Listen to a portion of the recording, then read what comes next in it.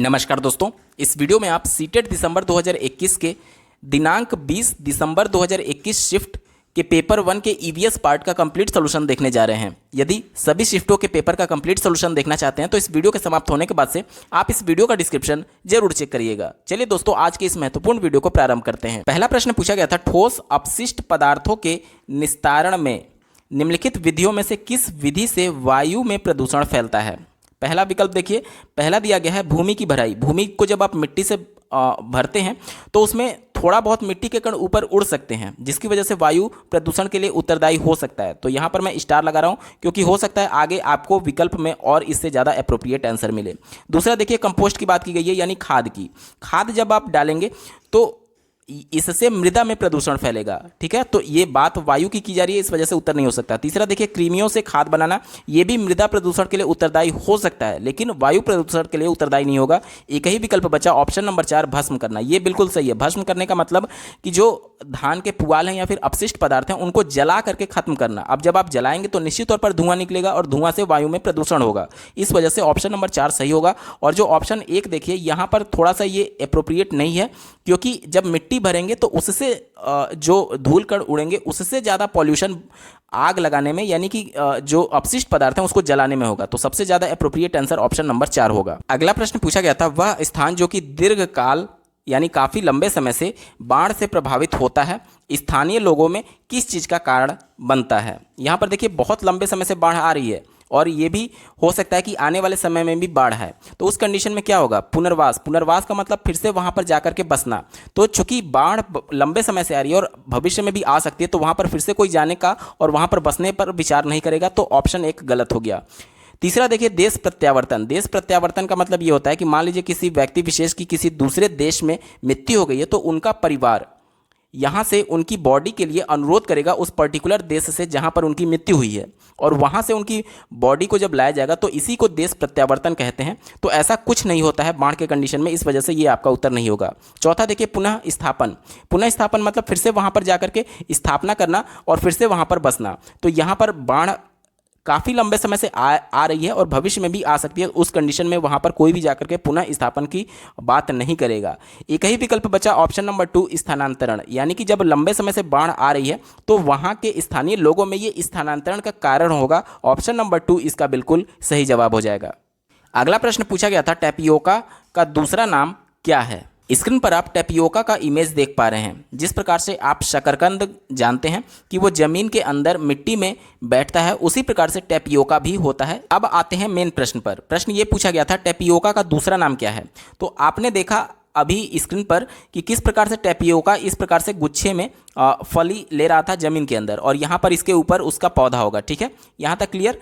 अब देखिए, जो टैपियोका का जो ये फल है जिसमें गूदा जो है, इसी गूदा को कसावा के भी नाम से जाना जाता है, यानी कि टैपियोका को कसावा के भी नाम से जाना जाएगा। और इसी कसावा से साबूदाने का निर्माण किया जाता है। आप साबूदाना खाए होंगे, छोटे छोटे दाने होते हैं सफ़ेद रंग के, और इसका खीर बनता है। अधिकतर भारत में इसका प्रयोग जब लोग व्रत रहते हैं तो इसका खीर या फिर पापड़ या फिर ये सभी चीज़ें बनाई जाती हैं। ठीक है, साबूदाने से। तो ये कसावा से निर्माण होता है और कसावा टैपियोका को कहते हैं। ध्यान दीजिएगा, टैपियोका का दूसरा नाम क्या हो गया, कसावा हो गया। अब ये जो कसावा बोला जाता है वो हिंदी राज्यों में जहाँ पर हिंदी बोली जाती है वहाँ पर बोला जाता है, और इसी को कसावा को मलयालम में कप्पा बोला जाता है। कप्पा बोला जाता है किसमें, मलयालम भाषा में। तो वही चीज़ हिंदी में कसावा बोला जाएगा टैपियोका को, और इसी को मलयालम में कप्पा बोला जाता है। अब दिए गए विकल्प में देखिए, ऑप्शन नंबर 2 कप्पा इसका बिल्कुल सही जवाब हो जाएगा। अगला प्रश्न पूछा गया था, हांगकांग में निम्नलिखित में से कौन सा भोजन लोकप्रिय है। तो इसका उत्तर हो जाएगा ऑप्शन नंबर 2, लिंग हू फेन। बेसिकली ये एक नूडल सूप है जिसका निर्माण सांप के मांस के द्वारा किया जाता है, और ये हांगकांग का एक लोकप्रिय भोजन भी है। तो इसका उत्तर हो जाएगा ऑप्शन नंबर 2, लिंग हू फेन। अगला प्रश्न पूछा गया था, किस प्रकार के पक्षी की चोंच मीट को काटने और खाने के काम आती है। पहला दिया गया तिकोने आकार की चोंच, दूसरा दिया गया सीधी और पतली चोंच, तीसरा दिया गया है हुक जैसी चोंच, और चौथा दिया गया है लंबी पतली सुई जैसी चोंच। पहला विकल्प दिया गया था तिकोने आकार की चोंच। आप स्क्रीन पर गौरैये का इमेज देख पा रहे होंगे, और इसकी चोंच जो होती है वो तिकोने आकार की होती है। ये चोंच मांस को काटने और उसको खाने के लिए उपयुक्त नहीं होता है। तो पहला विकल्प गलत हो गया। दूसरा विकल्प दिया गया था सीधी एवं पतली चोंच। तो आप स्क्रीन पर देख पा रहे होंगे ये एक बर्ड है जिसका नाम है स्नाइप। तो इसका जो चोंच होता है वो भी बहुत पतला और सीधा होता है। तो ये भी आपका विकल्प नहीं होगा क्योंकि ये मांस को काटने और खाने के लिए उपयुक्त नहीं है। बहुत से अभ्यर्थियों के मन में ये डाउट हो सकता है कि कुछ जो पक्षियां होती हैं वो सीधे मछलियों को निगल जाती हैं, तो क्या वो उत्तर हो सकता है? नहीं। प्रश्न में आपसे ये पूछा गया है कि मांस को काटने के लिए और मांस को खाने के लिए उपयुक्त। मछलियां निगलना, उसमें मांस को काटा नहीं जा रहा है बल्कि वो खड़े निगल ले रही है। तो यहाँ पर मांस को फाड़ने चीरने के लिए जो चोंच उपयुक्त होगी वो आपका उत्तर होगा। तो दूसरा विकल्प भी गलत हो गया। ठीक है, यहाँ पर एक चिड़िया का आप इमेज देख पा रहे हैं। इसकी जो चोंच है बहुत पतली है, सुई की तरह है बिल्कुल। तो क्या ये मांस को चीरने फाड़ने के लिए उपयुक्त होगी? नहीं होगी। चीरने फाड़ने के लिए ये जरूरी है कि जो चोंच होगी उसमें पकड़ मजबूत होनी चाहिए, और जितने लंबे और पतले चोंच होंगे उसमें पकड़ मजबूत नहीं हो पाएगी। एक ही ऑप्शन बचा, ऑप्शन नंबर 3, हुक जैसी चोंच। आप स्क्रीन पर देख पा रहे होंगे ये हुक जैसी चोंच होती है जो कि मांस को चिड़ने फाड़ने और उसको खाने में बहुत ज़्यादा उपयुक्त होती है। जैसे कि चील में हो गया, बाज में हो गया, तो इन सब की चोंच ऐसी ही होती है। हुक्ड बीक, चोंच को अंग्रेजी में बीक बोला जाता है। ठीक है, तो ऑप्शन नंबर 3 हुक्ड जैसी चोंच आपका बिल्कुल सही जवाब हो जाएगा।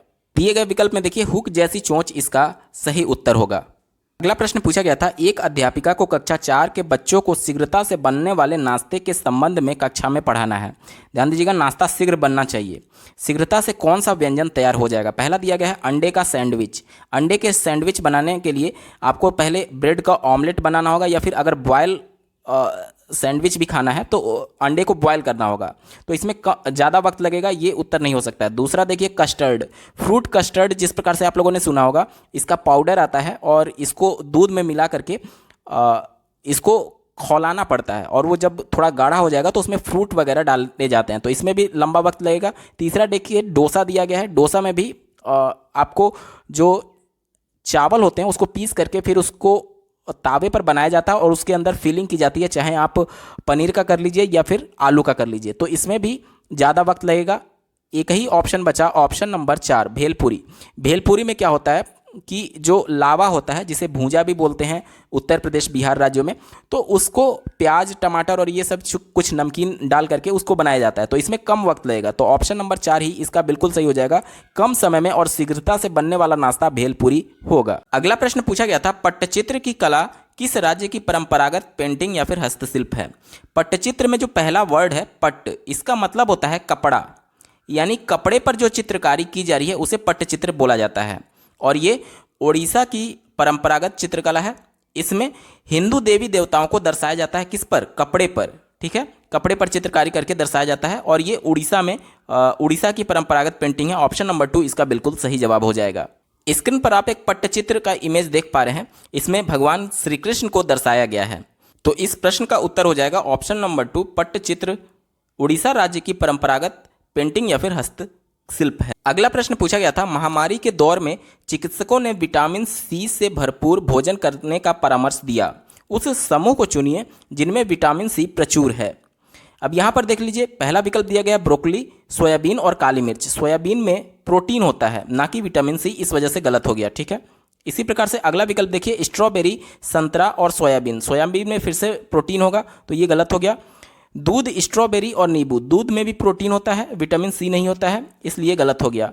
एक ही विकल्प बचा, ऑप्शन नंबर 4 ब्रोकली, स्ट्रॉबेरी और नींबू। यहाँ पर देखिए नींबू में भी विटामिन सी होता है, स्ट्रॉबेरी में भी विटामिन सी होता है और ब्रोकली में भी विटामिन सी होता है, तो ऑप्शन नंबर 4 इसका बिल्कुल सही जवाब हो जाएगा। अगला प्रश्न पूछा गया था, किस राज्य में झूम खेती की प्रथा सामान्य है? सबसे पहले झूम खेती के बारे में समझ लीजिए कि ऐसी खेती जिसमें जो खेत में झाड़ी उग चुकी है या फिर पहले से जो पौधे लगाए गए हैं वो उन पौधों को जला दिया जाता है पूरे खेत में, जिसके बाद से जो राख बचती है उस राख को लेते हुए पूरे खेत में परंपरागत विधि से, जैसे पहले बैल और हल के माध्यम से खेती की जाती थी, तो उनसे खेत को जोत दिया जाता है और जो राख होते हैं वो पूरे उस खेत में मिल जाते हैं, जिससे उस खेत की उर्वरा शक्ति बढ़ जाती है। ठीक है, और उसके बाद से वहाँ पर फिर से फल उगाए जाते हैं या फिर जो भी पौधा उगाना है, जो भी खेती करनी है, जिस भी अनाज की, उसकी खेती की जाती है। ये प्रायः 2 से 3 वर्षों तक वहाँ के निवासी करते हैं और उसके बाद से इस खेत को छोड़ करके किसी नए जगह पर वो चले जाते हैं और वहाँ के फिर वनों को, वृक्षों को काट करके, और इसी प्रकार की प्रक्रिया दोहराई जाती है। 2 से 3 वर्षों तक। तो ये जो खेती की प्रथा है ये एक तरीके से स्थानांतरण प्रक्रिया है कि हर 2 से 3 साल में अपनी खेती की जो ज़मीन है उसको बदल दिया जाता है, और ये अधिकतर पूर्वोत्तर राज्यों में जहाँ पर पहाड़ी इलाके हैं वहाँ पर किया जाता है।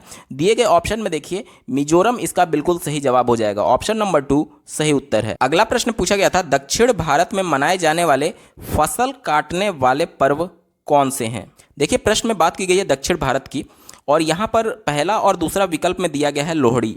लोहड़ी जो है वो पंजाब, हरियाणा, दिल्ली, जम्मू कश्मीर और हिमाचल जैसे राज्यों में मनाया जाता है, तो ये दक्षिण भारत का हिस्सा नहीं है, इस वजह से पहला और दूसरा विकल्प गलत हो गया।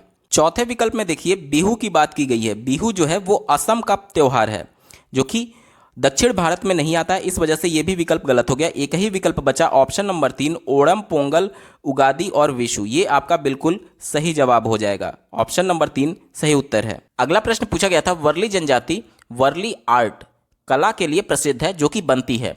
तो वर्ली जनजाति महाराष्ट्र राज्य के ठाणे जिले में पाए जाते हैं, और इनके द्वारा जो चित्रकारी की जाती है उसको वर्ली आर्ट कहते हैं। और ये बेसिकली लाल मिट्टी जो होती है उसको पहले दीवालों पर लेप लगाते हैं और उसके ऊपर गाय के गोबर का लेप लगाया जाता है, और इसी को वर्ली आर्ट कहा जाता है। तो ये किससे बनती है? तो ये बनती है गाय के गोबर और मिट्टी से, ऑप्शन नंबर 3 इसका बिल्कुल सही जवाब होगा। अगला प्रश्न पूछा गया था भारत के किन राज्यों के समूह से कर्क रेखा गुजरती है। स्क्रीन पर आप देख पा रहे होंगे 23.5 डिग्री जो अक्षांश रेखा होती है उसे कर्क रेखा कहा जाता है, और ये भारत से गुजरने वाली एकमात्र रेखा है जो कि भारत के 8 राज्यों से होकर के गुजरती है। अगर हम लोग पश्चिम से पूर्व की तरफ चले तो पहला राज्य गुजरात, दूसरा राज्य राजस्थान, तीसरा मध्य प्रदेश, चौथा छत्तीसगढ़, पांचवा झारखंड, छठा पश्चिम बंगाल, सातवां त्रिपुरा और आठवां मिजोरम राज्य से होकर के ये कर्क रेखा गुजरती है। अब चलिए विकल्प में देखते हैं। देखिए पहले विकल्प में उत्तर प्रदेश दिया गया है जो कि विकल्प गलत है, उत्तर प्रदेश से कर्क रेखा होकर के नहीं गुजरती। तीसरे में भी उत्तर प्रदेश दिया गया है, इस वजह से ये भी आपका गलत हो जाएगा। चौथा विकल्प देखिए उड़ीसा, आंध्र प्रदेश और झारखंड, आंध्र प्रदेश से होकर नहीं गुजरती, इस वजह से ये भी गलत हो गया। एक ही विकल्प बचा ऑप्शन नंबर 2 छत्तीसगढ़, गुजरात और झारखंड राज्य ऐसे हैं जिससे कर्क रेखा होकर के गुजरती है, तो ऑप्शन नंबर 2 सही जवाब हो जाएगा। अगला प्रश्न पूछा गया था अजय भोपाल में है और उसे गैंगटोक, जिसे गंगटोक भी बोला जाता है, और पुडुचेरी के सम्मेलन में उपस्थित होना है। जहां पर अजय है वहां से गंगटोक और पुडुचेरी की क्या स्थिति है आपसे पूछा जा रहा है। अभी आप अपने स्क्रीन पर भारत का मैप देख सकते हैं। अजय यहाँ पर है भोपाल में, ठीक है, जो कि मध्य प्रदेश की राजधानी है, और उसको गंगटोक जाना है। तो यहाँ पर आप देख सकते हैं सिक्किम जो है उसकी राजधानी गंगटोक है, यहाँ पर है गंगटोक, ठीक है। और पुडुचेरी की भी बात की गई थी, तो पुडुचेरी यहाँ पर है। अब पहले भोपाल के संदर्भ में गंगटोक की स्थिति क्या है, तो यहाँ पर देखिए ये गंगटोक जो है ये इससे ऊपर है, यानी कि उत्तर हो गया, और चूंकि ये इस साइड में है यानी कि उत्तर पूर्व हो गया पहला ऑप्शन, ठीक है। यानी कि गंगटोक की स्थिति भोपाल के कंडीशन में उत्तर पूर्व हो जाएगा, ठीक है। और अगर बात करें पुडुचेरी की, तो पुडुचेरी देखिए भोपाल से नीचे है, नीचे मतलब दक्षिण, और फिर इधर है थोड़ा सा। आप देखिए यहाँ से अगर मैं लाइन खींच दूँ तो यहाँ पर थोड़ा सा इधर है, यानी पूर्व की तरफ है, यानी कि दक्षिण पूर्व हो जाएगा पुडुचेरी की स्थिति। अब दिए गए विकल्प में देखिए पहले गंगटोक की स्थिति पूछी गई थी भोपाल के संदर्भ में, तो गंगटोक हो जाएगा उत्तर पूर्व, और फिर पुडुचेरी पूछी गई थी, तो पुडुचेरी भोपाल के सापेक्ष दक्षिण पूर्व में होगा, ऑप्शन नंबर 3 इसका बिल्कुल सही जवाब हो जाएगा। अगला प्रश्न पूछा गया था निम्नलिखित में से कौन सा सबसे छोटा प्रवासी पक्षी है जो उत्तर ध्रुवीय क्षेत्र से भारत आता है। आप स्क्रीन पर एक पक्षी का इमेज देख पा रहे हैं जिसे छोटी जलरंक या फिर अंग्रेजी में स्टिंट बोला जाता है। यही पक्षी है जो कि प्रवासी पक्षी है और उत्तर ध्रुवीय प्रदेश से भारत में आता है। दिए गए ऑप्शन में देखिए ऑप्शन 4 छोटी जलरंक स्टिंट इसका बिल्कुल सही उत्तर है। अगला प्रश्न पूछा गया था रॉनी ने इटली से भारत की यात्रा की योजना बनाई, उसके मित्रों ने उसे वहां से इटालियन चीज़ यानी कि पनीर लाने के लिए कहा। कौन सी तकनीक चीज़ को सुरक्षित रखने और भारत में लाने के लिए उत्तम है, यानी कि इटली से पनीर लेकर के आना है और पनीर खराब ना हो, इसके लिए क्या आप करेंगे। पहला विकल्प दिया गया है डिब्बा बंद। देखिए डिब्बा बंद करने से भी उसमें अंदर जो हवा रहेगी उसकी वजह से पनीर खराब हो सकता है, तो पहला विकल्प गलत हो गया। दूसरा देखिए निर्जलीकरण यानी कि डिहाइड्रेशन, यानी कि उसको नमी से बचाएंगे, जबकि पनीर में खुद नमी होता है, तो इसके वजह से ये भी विकल्प गलत हो जाएगा, उसके ऊपर फफूंदी जम जाएगी, ठीक है, इसलिए ये भी उत्तर नहीं होगा। तीसरा देखिए लवणन, जिसे साल्टिंग कहा जाता है, यानी नमक मिला करके अचार जैसी वस्तुओं को आप लंबे समय तक के लिए बचा सकते हैं, तो ये लवणन भी इसका विकल्प गलत हो गया। एक ही विकल्प बचा निर्वात पैकिंग वैक्यूम पैकिंग इसका बिल्कुल सही जवाब हो जाएगा। लंबे समय तक उसको बचाने के लिए निर्वात पैकिंग करना होगा, ऑप्शन 4 सही उत्तर है। अगला प्रश्न पूछा गया है, ऑनलाइन कक्षाओं की अवधि में एक ईवीएस की शिक्षिका दृष्टिबाधित विद्यार्थी को कैसे शिक्षण करेगी। ध्यान दीजिएगा, दृष्टिबाधित है, देख नहीं सकता लेकिन सुन सकता है। पहला विकल्प दिया गया है कि आवाज में संदेश साझा करके, बिल्कुल सही बात है। ऑनलाइन जब क्लास है तो अपने आवाज के माध्यम से वो उसको बता सकती है, और चूंकि बच्चा दृष्टिबाधित है, देख नहीं सकता लेकिन सुन सकता है, तो वो उसको समझ पाएगा सुन करके, ठीक है। दूसरा देखिए ढेर सारी मौखिक व्याख्या का प्रयोग करके, यहां पर भी मौखिक व्याख्या की बात की गई है, यानी कि वो उसे सुनने में सक्षम है और उसको सुन करके समझ सकता है। तीसरा देखिए सहपाठी के द्वारा व्याख्या, यहां पर भी व्याख्या की बात की गई है, यानी बोल करके वो सुनने के लिए सक्षम होगा, इस वजह से ये भी विकल्प सही हो सकता है। चौथा देखिए ठोस अनुभवों का उपयोग करना, यहां पर देखिए कक्षा ऑनलाइन है और ऑनलाइन कक्षा में आप ठोस वस्तुओं को नहीं दिखा सकते, चूंकि इस वजह से नहीं दिखा सकते, क्यों, क्योंकि वो दृष्टिबाधित है और उसको अनुभव भी नहीं करा सकते कि आप ऑनलाइन कंप्यूटर में घुस करके उसको कोई ठोस वस्तु देंगे थोड़ी कि अनुभव करिए, इसको टच करके बताइए, तो ये पॉसिबल नहीं था ऑनलाइन कक्षा में, इस वजह से ये विकल्प गलत हो गया। तो ऑप्शन ए बी सी इसका सही उत्तर हो जाएगा। दिए गए विकल्पों में देखिए ऑप्शन 1 ए बी सी इसका सही जवाब है। अगला प्रश्न पूछा गया था, श्रवण बाधित यानी कि जो बच्चे सुन नहीं सकते हैं लेकिन देख सकते हैं, बच्चों की शैक्षिक आवश्यकताओं के प्रबंध के लिए शिक्षिका को ऑनलाइन शिक्षण में रूपांतरण करना चाहिए, यानी कि ऑनलाइन शिक्षण की जगह पर वो क्या बदलाव कर दे, क्या मॉडिफाई कर दे, जिससे श्रवण बाधित यानी जो सुन नहीं सकते हैं बच्चे, उनको मदद मिल सके। पहला विकल्प देखिए ऑनलाइन कक्षा के दौरान विशेष शिक्षकों की सहायता लेना। विशेष शिक्षक यहाँ पर कहने का मतलब कि जो शिक्षक साइन लैंग्वेज जानता है, आप लोग बहुत पहले दूरदर्शन में एक न्यूज आता था, आप लोग देखे होंगे, जो कि साइन लैंग्वेज के माध्यम से, मतलब हाथों के इशारे के माध्यम से न्यूज को बताया जाता था, यानी कि जो सुन नहीं सकते लेकिन उन साइन लैंग्वेज को देख करके भाषा को समझ सकते हैं, तो यही विशेष शिक्षक की बात की जा रही है, जो कि बिल्कुल पॉजिटिव विकल्प है, आपका उत्तर होगा। दूसरा देखिए केवल उनके लिए ऑफलाइन कक्षा का प्रबंध करके, यह भी विकल्प बिल्कुल पॉजिटिव है, क्योंकि जब ऑनलाइन में आप ज़्यादा से ज़्यादा वीडियो दिखा सकते हैं या फिर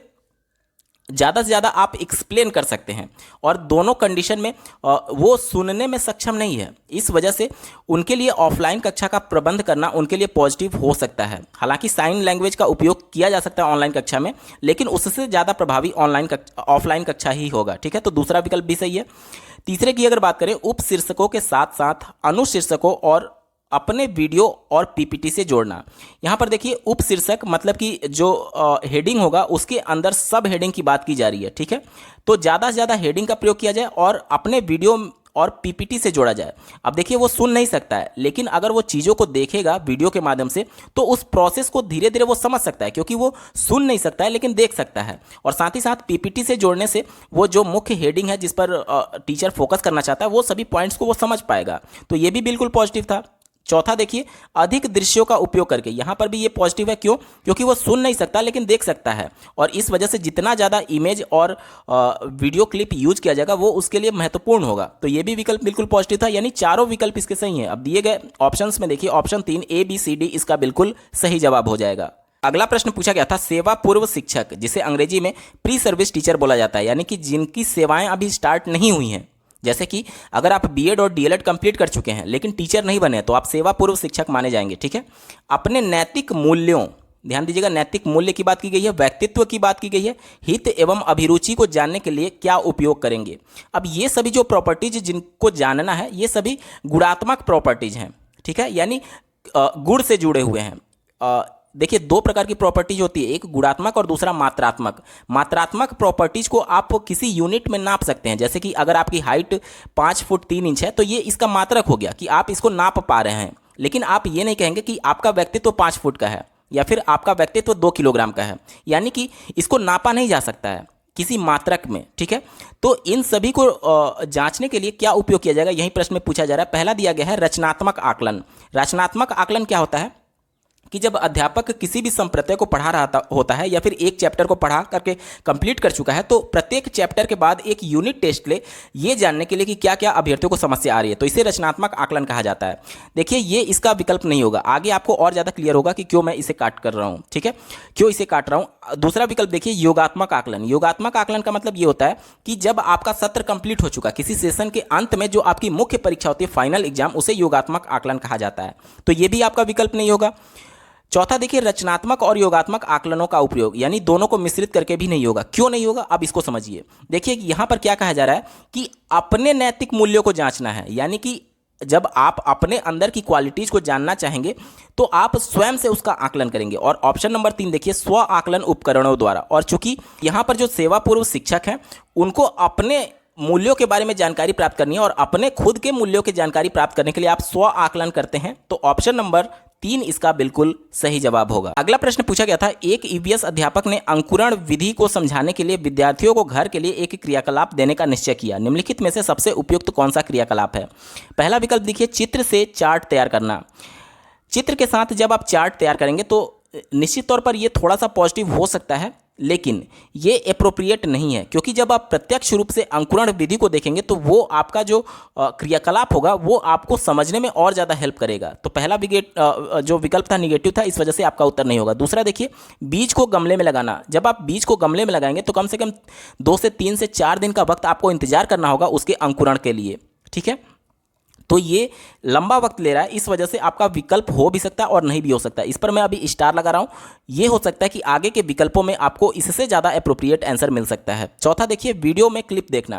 देखिए वीडियो में जब आप क्लिप देखेंगे, बच्चे को दिखाएंगे, तो वो बच्चा उसमें खुद एक्टिव नहीं है, वो पहले से वीडियो बना हुआ है, वो उसको बस देख रहा है। और वो क्रियाकलाप जिसमें बच्चे खुद सहभागिता लेते हैं, वो उनका जो नॉलेज होगा वो ज़्यादा एक तरीके से स्थायी होता है। तो चौथा विकल्प भी निगेटिव था, आपका उत्तर नहीं होगा। एक ही विकल्प बचा, ऑप्शन नंबर 3। इसको एक बार देख लेते हैं, मूंग से अंकुर को निकालते हुए देखना। यहाँ पर देखिए मूंग में पहले ही अंकुर हो चुका है और उस अंकुर को निकाल करके अगर वो देखेगा तो ये प्रोसेस तुरंत किया जा सकता है, क्योंकि मूंग जो है वो पहले से अंकुरित है।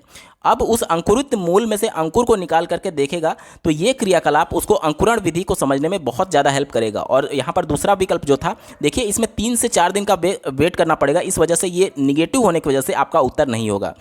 कहने का मतलब कि जिसमें आपको जल्दी से रिजल्ट मिल जाए, जल्दी से आप उस विधि को समझा पाएँ, उस प्रोसेस को समझा पाएँ, वहीं अप्रोप्रिएट आंसर होगा। तो ऑप्शन नंबर 3, जिसमें तुरंत वो पहले से मूंग अंकुरित है और उसके अंकुर को निकाल करके बच्चा देख करके इस अंकुरण विधि को समझ सकता है, ऑप्शन नंबर 3 सही जवाब हो जाएगा। अगला प्रश्न पूछा गया है, एक ईवीएस की अध्यापिका ने अपने कक्षा 3 के छात्रों को अपनी छत या खुले क्षेत्र में अन्न को कटोरे में रखने के लिए कहा, ठीक है, यानी कटोरे में कुछ आप अनाज रख दीजिए। उसके बाद उसने उनको एक आंकड़े की सीट तैयार करने के लिए कहा जिसमें वे उस भोजन यानी अन्न को खाने के लिए आने वाले पक्षियों का ब्यौरा देंगे। इस क्रियाकलाप का उद्देश्य क्या था? पहला विकल्प देखिए छात्रों को घर में व्यस्त रखना। अब अगर केवल व्यस्त रखना था तो क्या इसके लिए अनाज रखना और छत पर देखना कि कौन सी पक्षी आ रहे हैं, इसके लिए और क्रियाकलाप हो सकते थे। तो व्यस्त रखना तो इसका उद्देश्य नहीं है। पहला विकल्प निगेटिव था, आपका उत्तर नहीं हो सकता, क्योंकि अन्य भी काम है जिसको दिया जा सकता था। अगर उनको बिजी रखना है, उनको होमवर्क दिया जा सकता था या फिर और कुछ काम दिया जा सकता था। केवल व्यस्त रखने के लिए यहाँ पर ये आंकड़े जुटाए नहीं जा रहे हैं, तो पहला निगेटिव था, इस वजह से उत्तर नहीं होगा। दूसरा देखिए छात्रों को उन पक्षियों के लिए संवेदनशील करना जो कि लुप्त होने की कगार पर हैं। अब यहाँ पर लुप्त होने की कगार पर है, ये ऑप्शन दिया गया है। अब जब छत पर आप अन्न रखेंगे, अनाज रखेंगे, तो केवल ऐसे पक्षी थोड़ी आएंगे कि जो लुप्त होने के कगार पर हैं, उसमें तो सभी प्रकार के पक्षी आएंगे ना।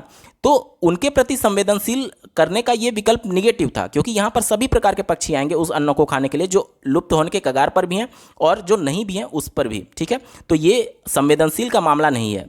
चौथा विकल्प देखिए, जीवित प्राणियों के प्रति सहानुभूति उनके मन में बैठाना। यहाँ पर जीवित प्राणियों के प्रति सहानुभूति बैठाना होता तो आप अन्य विकल्प भी दे सकते थे, जैसे गाय को भोजन कराना या फिर जीवित जो अन्य जो पशु घूमते हैं सड़कों पर उनको भोजन कराना। तो ये सहानुभूति का मामला नहीं है, तो ये भी विकल्प गलत हो गया। एक ही विकल्प बचा, ऑप्शन नंबर 3 देखिए, पक्षियों की जातियों और उनके खान पान की आदतों के प्रति अवलोकन कौशल का विकास करना। ये विकल्प बिल्कुल पॉजिटिव है, क्योंकि देखिए बहुत सारे पक्षी ऐसे होंगे जो कि अन्न को खाते हैं और बहुत सारे ऐसे पक्षी हैं जो कि कीट मकोड़ों को खाते हैं। तो जो कीट मकोड़ों को खा करके यानी कि जो मांसाहारी हैं वो अन्न को नहीं खाएंगे। तो यहाँ पर यही कहा जा रहा है कि पक्षियों और जातियों को उनके खान पान की आदतों के प्रति अवलोकन कौशल का विकास करना, यानी कि कौन सी पक्षी का भोजन अन्न होता है यानी कि शाकाहारी होते हैं और कौन से मांसाहारी होते हैं, ये थोड़ा सा उनको आइडिया लग जाएगा कि कौन कौन सी जो पक्षी हैं वो अन्न यानी कि शाकाहारी हैं, अन्न को खाते हैं। तो ये कौशल विकसित करना प्रमुख उद्देश्य था शिक्षक का। ऑप्शन नंबर 3 इसका बिल्कुल सही जवाब हो जाएगा। अगला प्रश्न पूछा गया था, एक अध्यापक ने कक्षा में हमारे देश के उत्सवों पर विचार विमर्श किया। विभिन्न संस्कृतियों के बावजूद कुछ उत्सव आम हैं और पूरे देश में मनाए जाते हैं। वह कौन सी संकल्पना का कक्षा में विचार करने की कोशिश कर रहा है? पहला विकल्प देखिए, हमारे जीवन में उत्सवों के मूल्य। यही विकल्प आपका बिल्कुल पॉजिटिव है और यही विकल्प आपका सही उत्तर हो जाएगा। अगला प्रश्न पूछा गया था, एक ग्रामीण विद्यालय की अध्यापिका भोजन संरक्षण की तकनीकियों का शिक्षण दे रही है, उसके लिए उत्तम युक्ति क्या होगी? पहला विकल्प देखिए, पहला विकल्प दिया गया है अपने आप विभिन्न संरक्षण विधियों के प्रतिरूपों का चार्ट बना करके उसका उपयोग करना। यहाँ पर अपने आप की बात की गई है, यानी कि जो अध्यापिका है वो इस प्रकार का चार्ट बनाएगी। इसमें कोई भी सहभागिता बच्चों की नहीं हो पा रही है, इस वजह से ये विकल्प निगेटिव था, आपका उत्तर नहीं होगा। दूसरा देखिए, भोजन के उन नमूनों का प्रदर्शन करना जिन्हें संरक्षित किया जाता है। तो उन नमूनों का प्रदर्शन करने की बात की जा रही है, उनका एक तरीके से सैंपल की बात की जा रही है। तो इसके प्रदर्शन से भी वो बहुत ज़्यादा समझ नहीं पाएंगे, इस वजह से निगेटिव था। तीसरा देखिए, विभिन्न संरक्षण विधियों का पावर पॉइंट प्रस्तुतिकरण करना और छोटे छोटे वीडियो क्लिप दिखाना। यहाँ पर ये थोड़ा सा पॉजिटिव है क्योंकि आप चीज़ों को वीडियो क्लिप के माध्यम से दिखा रहे हैं, लेकिन अगर प्रत्यक्ष रूप से आप उनको दिखाते तो वो सबसे ज़्यादा पॉजिटिव होता और जिसमें जो छात्र हैं वो खुद सहभागिता लेते हैं, यानी प्रत्यक्ष रूप से उसमें एक्टिव होकर के पार्टिसिपेट करते हैं, वो सबसे ज़्यादा पॉजिटिव था। एक बार अगले विकल्प को देख लेते हैं और ये विकल्प निगेटिव है। अगले विकल्प को देखिए, अड़ोस पड़ोस में क्षेत्रीय भ्रमण का आयोजन करके घरों में उपयोग होने वाले संरक्षण विधियों का अवलोकन करना। यहाँ पर देखिए, छात्र खुद पार्टिसिपेट कर रहा है, अवलोकन खुद कर रहा है और अड़ोस पड़ोस के क्षेत्रीय गांव का भ्रमण कर रहा है। तो यहाँ तो एक तो आप सिंपली जो उसके आसपास के परिवेश हैं उससे शिक्षा को जोड़ रहे हैं, और चूंकि बालक खुद एक्टिवली इसमें पार्टिसिपेट कर रहा है, खुद बालक अवलोकन कर रहा है, इस वजह से जो यहाँ से उसका ज्ञान प्राप्त होगा वो प्रत्यक्ष है और बिल्कुल लंबे समय तक उसके साथ रहेगा। कहने का मतलब कि जो बालक स्वयं करके सीखता है वो उसका अधिगम जो होता है वो स्थायी होता है। तो सबसे ज़्यादा पॉजिटिव यही था और यही आपका उत्तर भी हो जाएगा। ऑप्शन नंबर 4 सही उत्तर है। अगला प्रश्न पूछा गया था, एक ईवीएस पर्यावरण अध्ययन की शिक्षिका एनसीईआरटी के एक पाठ 2 फुलवारी पढ़ा रही है। शिक्षण के लिए वह निम्न में से किस संसाधनों का प्रयोग कर सकती है? पहला दिया गया भारत का मानचित्र।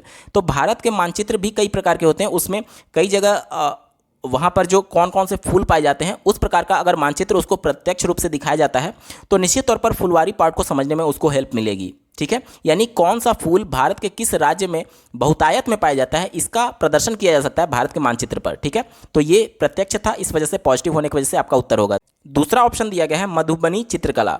मधुबनी चित्रकला देखिए, इसमें इस चित्रकला की विशेषता ये है कि इसमें जो रंगों का प्रयोग किया जाता है वो प्राकृतिक रंग होते हैं। जैसे कि पीला रंग का अगर यूज करना है तो हल्दी का प्रयोग करेंगे, इसी प्रकार से लाल रंग का प्रयोग करना है तो गुलाब के पंखुड़ियों से बने हुए रंग का प्रयोग किया जाता है। तो ये भी एक तरीके से जो विभिन्न प्रकार के फूल होते हैं उनसे जो विभिन्न प्रकार के कलर आ रहे हैं उनका भी उसको ज्ञान कराया जा सकता है, यानी कहीं ना कहीं फुलवारी से ये जुड़ा हुआ है, इस वजह से ये भी विकल्प पॉजिटिव है। तीसरा देखिए, विभिन्न स्थानीय फूल। स्थानीय फूल जब आप इस प्रत्यक्ष रूप से उनको दिखाएंगे तो ये भी उनके लिए पॉजिटिव होगा। और चौथा देखिए, कार्यपत्रक, जिसे अंग्रेजी में वर्कशीट बोला जाता है, तो ये भी उनके लिए पॉजिटिव होगा। सभी पॉजिटिव उत्तर थे, इस वजह से ऑप्शन नंबर 1 ABCD इसका बिल्कुल सही जवाब हो जाएगा। अगला प्रश्न पूछा गया था, कक्षा 4 के विद्यार्थियों को अनधिकार शिकार, जिसे अवैध शिकार के भी नाम से जाना जाता है, के प्रति संवेदनशील करने के लिए निम्नलिखित में से कौन सी विधि प्रभावकारी है? यहां पर देखिए, पहला ऑप्शन दिया गया वाद विवाद करवाना। अब बच्चा कक्षा 4 का है, अब वो अवैध शिकार के बारे में पहले से नहीं जानता है। अब जब वो जानेगा नहीं तो उसमें वाद विवाद करवा करके कोई फायदा नहीं है। क्यों फायदा नहीं है? क्योंकि वो एक्टिवली पार्टिसिपेट तो कर रहा है, लेकिन अभी उसके मानसिक स्तर के आधार पर वो अवैध शिकार को नहीं जानता है। क्या क्या इसके पास्ट में अवैध शिकार को रोकने के लिए सरकार ने कदम उठाए हैं और अवैध शिकार क्यों रुकना चाहिए, इसके बारे में वो अभी प्रत्यक्ष रूप से नहीं जान रहा है। इस वजह से वाद विवाद करा करके इस पूरे मामले के प्रति उसको संवेदनशील नहीं किया जा सकता, इस वजह से ये विकल्प निगेटिव था। तीसरा देखिए पोस्टर प्रस्तुतिकरण। पोस्टर प्रस्तुतिकरण में भी सभी सूचनाएं उसको नहीं मिल सकती, क्योंकि पोस्टर प्रस्तुतिकरण में उसका कुछ लिमिट है, आप पोस्टर पर सभी चीज़ों को नहीं बता सकते, इस वजह से ये भी निगेटिव था। चौथा देखिए नारे लिखना। नारे लिखने से भी बहुत ज़्यादा उसके बारे में उसको जानकारी नहीं होगी, तो ये भी निगेटिव था। एक ही विकल्प बचा समाचार पत्रों की क्लिपिंग दिखाना। अब विभिन्न समय समय पर जो अवैध रूप से शिकार किया जाता है उसके प्रति जो समाचार पत्रों में खबरें आती हैं, और जो सरकार ने इसको रोकने के लिए विभिन्न कानून बनाए हैं और उस कानून को तोड़ने वाले के प्रति क्या एक्शन सरकार ने लिया है, इन सब के प्रति जो एक क्लिप अगर उनको दिखाया जाए तो उनको ज़्यादा संवेदनशील किया जा सकता है अवैध शिकार के प्रति। और यही प्रश्न में आपसे पूछा गया था कि अवैध शिकार के प्रति उनको संवेदनशील करना है, तो सबसे ज़्यादा जो एप्रोप्रिएट आंसर है वो ऑप्शन नंबर 2 हो जाएगा, समाचार पत्र की क्लिपिंग दिखाना। दोस्तों मैं यहाँ पर बिल्कुल क्लियर कर दूँ कि किसी भी प्रश्न के उत्तर जो मेरे द्वारा बताए जा रहे हैं वो रिवाइज्ड आंसर की जो सीबीएसई बोर्ड के द्वारा जारी किया गया था उससे कंफर्म करने के बाद ही मैं बता रहा हूं। तो आप 100% श्योर रहिएगा कि सभी प्रश्नों का उत्तर आपको 100% सही बताया जा रहा है इस वीडियो या फिर किसी भी वीडियो के माध्यम से जिसमें सीटेट के पेपर को सॉल्व किया जाता है। अगला प्रश्न पूछा गया था, व्यवसाय में रूढ़िवादी छवि के मुद्दे के प्रति विद्यार्थियों को संवेदनशील करने का प्रभावशाली तरीका है।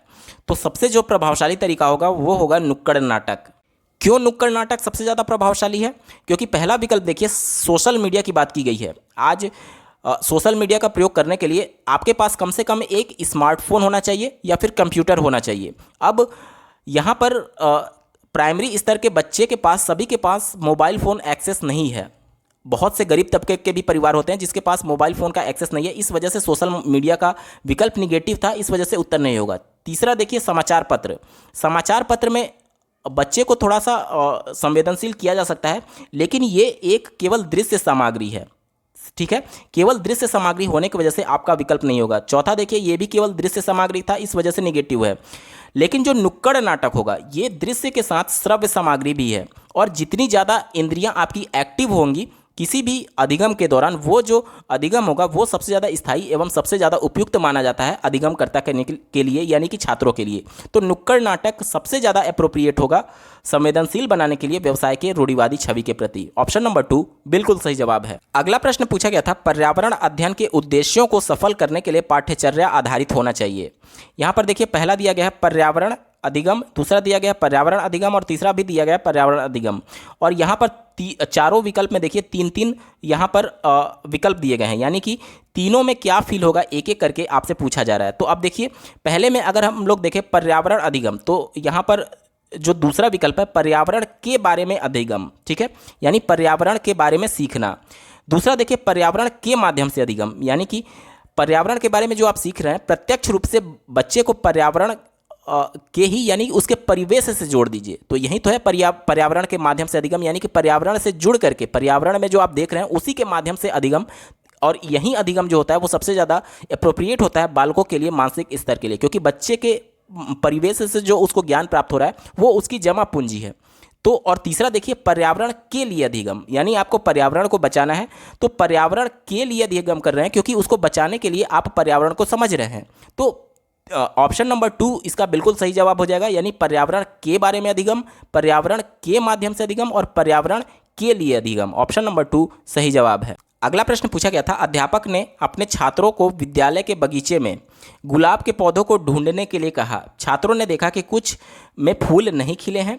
उसने उन्हें निर्देश दिया कि वे पौधों को प्रतिदिन देखेंगे कितने दिन में उनमें बहार आती है यानी फूल खिलते हैं। यहाँ पर अध्यापक निम्न में से क्या विकास करना चाहता है? पहला विकल्प देखिए प्रयोग में आंकड़ों को दर्ज करने का कौशल। ये विकल्प बिल्कुल पॉजिटिव है, क्योंकि जब बालक प्रतिदिन देखेंगे कि आज फूल खिला या नहीं खिला, फिर अगले दिन देखेंगे, फिर तीसरे दिन देखेंगे, चौथे दिन देखेंगे, तो इस प्रकार से वो एक तालिका बनाने लगेंगे कि कितने दिन बाद पहले दिन क्या हुआ, पहले दिन कली बनी होगी, दूसरे दिन क्या हुआ, कली थोड़ा और विकसित हुई होगी, तीसरे दिन क्या हुआ। तो ये आंकड़ों को दर्ज कर रहे हैं, यही तो बोला जा रहा है कि आंकड़ों को दर्ज करने का कौशल, तो ये उनमें विकसित होगा। पहला विकल्प बिल्कुल पॉजिटिव था। दूसरा देखिए छात्रों में जिज्ञासुकता। अब धीरे धीरे जब बच्चे इंतजार करेंगे फूल खिलने का तो उनमें जिज्ञासा उत्पन्न होगी कि आखिर ये फूल कितने दिन बाद खिलेगा, तो जिज्ञासा भी उसमें उत्पन्न होगी, इस वजह से ये भी पॉजिटिव था। तीसरा देखिए, प्राकृतिक सौंदर्य के अजूबे देखना। यहाँ पर सिर्फ सौंदर्य को देखने की बात नहीं है, क्योंकि अगर ये देखना होता तो जो खिले हुए फूल थे उनसे ही प्राकृतिक सौंदर्य देखा जा सकता था, इस वजह से निगेटिव होने की वजह से आपका उत्तर नहीं होगा। चौथा देखिए, फूलों में पुष्पित होने की क्रिया का आनंद लेना। केवल आनंद लेने के लिए ये नहीं किया जा रहा है, ठीक है, इस वजह से ये निगेटिव था। तो अब ये पूछा जा रहा है कि अध्यापक निम्न में क्या विकसित करना चाहता है, तो यहाँ पर ऑप्शन 1 और ऑप्शन 2 यानी कि ए और बी बिल्कुल सही है। दिए गए विकल्पों में देखिए विकल्प 2 ए और बी इसका बिल्कुल सही जवाब हो जाएगा। अगला प्रश्न पूछा गया था, ट्रैफिक स्थल या चौराहे पर कुछ व्यक्ति अपने वाहन का इंजन बंद नहीं करते हैं। एक ईवीएस शिक्षिका ने इस विषय पर कक्षा में चर्चा की। वह छात्रों को क्या संप्रेषित करना चाहती है, यानी वो क्या कम्युनिकेट करना चाहती है कि लोग जो हैं वो चौराहे पर गाड़ी का इंजन बंद नहीं करते हैं, तो इससे वो क्या बताना चाहती है कक्षा में। पहला देखिए, पहला बताया गया है वायु या ध्वनि प्रदूषण। अब जब इंजन स्टार्ट रहेगा तो वहाँ पर ट्रक भी रहेंगे, ट्रैक्टर भी रहेंगे और इसके अलावा 4 पहिया वाहन भी रहेंगे, 2 पहिया वाहन भी रहेंगे, तो उनसे जो धुआं निकल रहा है उनके साइलेंसर से, उसके वजह से वायु प्रदूषित होता है। और चूंकि वो इंजन ऑन है इसके वजह से वो आवाज़ भी उत्पन्न करेगा, इस वजह से ध्वनि प्रदूषण को भी वो बढ़ावा देगा। तो पहला विकल्प तो पॉजिटिव था। दूसरा देखिए, अनवीनीकरणीय संसाधनों का समझदारी से उपयोग करना, ये विकल्प भी पॉजिटिव है, क्योंकि ऐसे ऊर्जा जैसे कि सौर ऊर्जा हो गया, वायु ऊर्जा हो गया, ये हमारे पास प्रचुर मात्रा में है और कभी खत्म ना होने वाली ऊर्जा है। लेकिन अगर बात करें पेट्रोलियम की, जिससे गाड़ी वगैरह चलते हैं, या फिर डीजल की, तो ये सभी एक तरीके से सीमित मात्रा में है और इसका समझदारी से उपयोग करना चाहिए, ये भी पॉजिटिव था, इस वजह से ये भी विकल्प आपका सही है। तीसरा देखिए, प्राकृतिक संसाधनों का दुरुपयोग, यहाँ पर ये भी पॉजिटिव था। क्यों? क्योंकि प्राकृतिक संसाधन जो पेट्रोलियम पदार्थ हैं ये कहीं ना कहीं काफ़ी वर्षों से, कई हजारों साल वर्षों से जब ज़मीन के नीचे दबे हुए जो अवशेष थे उससे बने हुए हैं, तो ये प्राकृतिक संसाधन ही हैं और इसका दुरुपयोग किया जा रहा है, तो ये भी बिल्कुल पॉजिटिव था। और क्योंकि आप गाड़ी का इंजन बंद नहीं कर रहे हैं, तो निश्चित तौर पर जब आप गाड़ी का प्रयोग नहीं कर रहे हैं उस समय भी आप पेट्रोलियम का यूज कर रहे हैं, जबकि आपको गाड़ी बंद करके पेट्रोलियम का यूज बंद कर देना चाहिए, जबकि आप जान रहे हैं कि ये सीमित मात्रा में, ठीक है, इस वजह से ये पॉजिटिव था। चौथा देखिए, सरकार इसे रोकने के लिए कदम नहीं उठा रही है, ये भी बिल्कुल पॉजिटिव है। क्यों कदम नहीं उठा रही है, ऐसा क्यों कहा जा रहा है? इसलिए कहा जा रहा है कि जब सरकार ये नियम बना सकती है कि आप हेलमेट का प्रयोग करेंगे, तो और इसी प्रकार से कई और ट्रैफिक रूल्स बनाए गए हैं जिसका कड़ाई से पालन भी किया जाता है, अन्यथा की कंडीशन में आपका चालान कटेगा। तो अगर एक नियम ये भी बना दिया जाए कि चौराहे पर जहां पर रेड लाइट हो गया है आपको कुछ समय के लिए अपनी गाड़ी बंद करनी होगी जब तक आप नहीं चल रहे हैं, तो ये अगर कानून बना दिया जाए और इसके प्रति जो संवेदनशील नहीं है उसका चालान करने लग जाए तो निश्चित तौर पर गाड़ी सभी लोग बंद कर देंगे। और ये एक तरीके से सरकार इस पर ध्यान नहीं दे रही है, इसी वजह से ऐसा लिखा गया कि सरकार इसे रोकने के लिए कदम नहीं उठा रही है, तो ये भी पॉजिटिव था। तो ऑप्शन नंबर 4 देखिए, ए, बी, सी और डी, ये चौथा विकल्प इसका बिल्कुल सही उत्तर हो जाएगा। दोस्तों, हम लोग वीडियो के बिल्कुल अंतिम पड़ाव में आ चुके हैं। अभी तक का ये वीडियो आपको कैसा लगा कमेंट करके जरूर बताइएगा, क्योंकि आपका एक कमेंट मुझे मोटिवेट करेगा ऐसे ही महत्वपूर्ण वीडियो लाने के संदर्भ में। अगला प्रश्न पूछा गया था, एक शिक्षिका अपने छात्रों को उन तरीकों को बता रही है जिससे वह अपने घरों को पर्वों के दौरान यानी त्योहारों में सुसज्जित करते समय स्थानीय पदार्थ का उपयोग कर सकते हैं। उस चर्चा का उद्देश्य क्या है, यानी कि आप जो स्थानीय पदार्थ मिल रहे हैं उससे ही अपने घरों को त्यौहार में सजा सकते हैं, ये चर्चा की जा रही है टीचर के द्वारा। और इस चर्चा का क्या उद्देश्य है ये आपसे पूछा जा रहा है। पहला देखिए, छात्रों में रचनात्मकता में वृद्धि लाना, ये बिल्कुल पॉजिटिव है क्योंकि क्रिएटिविटी की बात की गई है। अब जब स्थानीय पदार्थों का प्रयोग करेंगे यानी कुछ ना कुछ उनके द्वारा बनाएंगे, कुछ नया बनाएंगे, मौलिक चीज़ बनाएंगे, क्रिएटिविटी आपके अंदर विकसित होगी, तो पहला बिल्कुल पॉजिटिव था, उत्तर होगा। दूसरा देखिए, स्थानीय वस्तु का प्रयोग करके अपनी कला और संस्कृति को सुरक्षित करना, बिल्कुल सही बात है, कला और संस्कृति की सुरक्षित करने की बात की गई है। अब स्थानीय पदार्थ वहीं मिलेंगे जो कि आपकी संस्कृति से ही आए होंगे, यानी कि आप जिन चीज़ों का प्रयोग कर रहे होंगे जो आपकी संस्कृति का एक हिस्सा है, अब उन्हीं स्थानीय पदार्थों का जब आप प्रयोग करेंगे तो निश्चित तौर पर आपकी संस्कृति और आपकी कला को सुरक्षित किया जा सकता है, इस वजह से ये पॉजिटिव होने की वजह से उत्तर होगा। तीसरा देखिए, स्थानीय विक्रेता की सहायता करना, ये भी बिल्कुल पॉजिटिव है क्योंकि स्थानीय पदार्थ जो आपके आसपास खरीदारी के लिए सुलभ होंगे उन्हीं चीज़ों का आप प्रयोग कर पा रहे होंगे, क्योंकि आप स्थानीय के अलावा दूसरे देश से जाकर के सामान नहीं लाएंगे, यानी सामान जो आप खरीदेंगे स्थानीय विक्रेताओं से ही खरीदेंगे, तो इस वजह से उनकी भी सहायता होगी, इस वजह से पॉजिटिव होने की वजह से आपका उत्तर होगा। चौथा देखिए, यह साझा करना कि यह वस्तुएं सस्ती होती हैं। बिल्कुल सही बात है। स्थानीय वस्तुएं जो आपके आस पड़ोस में बिल्कुल आसानी से सुलभ है वो सस्ती होती हैं और इसमें आपको ज़्यादा व्यय करने की आवश्यकता नहीं है। तो ये सभी चीज़ें चर्चा का प्रमुख उद्देश्य था जब टीचर इस पर डिस्कस कर रही थी। तो ऑप्शंस में देखिए, पहला ऑप्शन गलत हो गया क्योंकि ए सी डी दिया गया है। विकल्प नंबर 4 देखिए, ए बी सी डी इसका बिल्कुल सही जवाब हो जाएगा। दोस्तों, इस वीडियो का अंतिम प्रश्न पूछा गया, निम्नलिखित में से कौन सा साधन पर्यावरण अध्ययन के विद्यार्थियों के आकलन के लिए गुणात्मक आंकड़ों को इकट्ठा कर सकता है। ध्यान दीजिएगा, गुणात्मक आंकड़ों की बात की जा रही है। दो प्रकार की प्रॉपर्टी होते हैं, पहला गुणात्मक और दूसरा मात्रात्मक। मात्रात्मक का मतलब ये हो गया जिसे आप किसी डिजिट्स में, किसी मात्रक में कन्वर्ट करके बता सकते हैं, लेकिन गुणात्मक जो आंकड़े होते हैं उसे आप किसी डिजिट्स या फिर किसी यूनिट में इंडिकेट नहीं कर पाएंगे। ठीक है, तो गुणात्मक मूल्यांकन की बात की गई। अब देखिए यहाँ पर बात करेंगे चौथे विकल्प की। यहाँ पर दिया गया क्रम निर्धारण मापनी, रेटिंग स्किल। रेटिंग स्किल यानी कि आपको क्रम दे दिया जाएगा 1 2 3 4। और क्रम कैसे दिया जाएगा? जब आपका मूल्यांकन अंकों के आधार पर किया जाएगा। तो यहाँ पर चूंकि अंक आ गया यानी कि मात्रा आ गई, आप किसी ना किसी यूनिट में आपको नापा जा रहा है कि आप फर्स्ट आए हैं, सेकंड आए हैं, थर्ड आए हैं। तो ये विकल्प आपका निगेटिव था क्योंकि यहाँ पर बात की गई है गुणात्मक आंकड़ों की। तो ये गुणात्मक नहीं था बल्कि मात्रात्मक था, इस वजह से आपका विकल्प निगेटिव होने की वजह से गलत हो गया। तीसरा विकल्प देखिए, कार्यपत्रक, जिसे अंग्रेजी में वर्कशीट बोला जाता है। तो ये भी वर्कशीट भी नहीं होगा। क्यों? क्योंकि इसमें भी एक तरीके से प्रश्न होते हैं और उसका जवाब आप देते हैं। तो इसके भी मूल्यांकन के आधार पर जो होगा वो मात्रात्मक मूल्यांकन का ही ये उदाहरण होगा। ठीक है, क्योंकि आपको नंबर्स दिए जाएंगे इसके बाद से। तीसरा देखिए, पेपर पेंसिल परीक्षण, ये भी नहीं होगा। क्यों? क्योंकि यहाँ पर भी आपका मात्रात्मक मूल्यांकन किया जा रहा है। आप कितने नंबर पाए हैं, 2 नंबर, 4 नंबर, 10 नंबर। तो यहाँ पर मात्रा है जिसे आप यूनिट्स में बता सकते हैं या फिर अंकों में निरूपित कर सकते हैं। लेकिन अगर बात करें दृष्टांत अभिलेख में, यानी कि जो देख करके उसका मूल्यांकन किया जा रहा है, किसी व्यक्ति विशेष को देख करके आप क्या मूल्यांकन कर सकते हैं? अब किसी व्यक्ति विशेष को देखना है आपको, आप उसकी परीक्षा नहीं ले रहे हैं पेपर पेंसिल पर, आप उसको बस देख करके ये बता सकते हैं कि वो व्यक्ति उसका मानसिक स्तर कैसा है, ठीक है या फिर कम है या फिर ज़्यादा है। इसमें आप कोई भी उनको डिजिट्स में नंबर नहीं दे रहे हैं, सिर्फ उनको देख रहे हैं कि ये बच्चा तेज है या फिर कमज़ोर है। तो ये जो आकलन होता है ये गुणात्मक आकलन कहा जाता है। कहने का मतलब कि आप उनको कोई भी मात्रात्मक यूनिट में इंडिकेट नहीं कर रहे हैं, बल्कि सिर्फ एक तरीके से उनके गुणों के आधार पर उनको बता रहे हैं, उनकी व्याख्या कर रहे हैं। तो यही एकमात्र पॉजिटिव विकल्प था और यही आपका उत्तर सही भी हो जाएगा, ऑप्शन नंबर 1 दृष्टांत अभिलेख। दोस्तों, ये पेपर पूरा सॉल्व हो चुका है। आपको ये वीडियो कैसा लगा कमेंट करके जरूर बताइएगा। साथ ही सीटेट दिसंबर 2021 के सभी शिफ्टों के पेपर का कंप्लीट सोल्यूशन देखने के लिए इस वीडियो का डिस्क्रिप्शन जरूर चेक करिएगा। इस वीडियो को देखने के लिए आपका बहुत बहुत धन्यवाद। भगवान करे आपका दिन शुभ हो।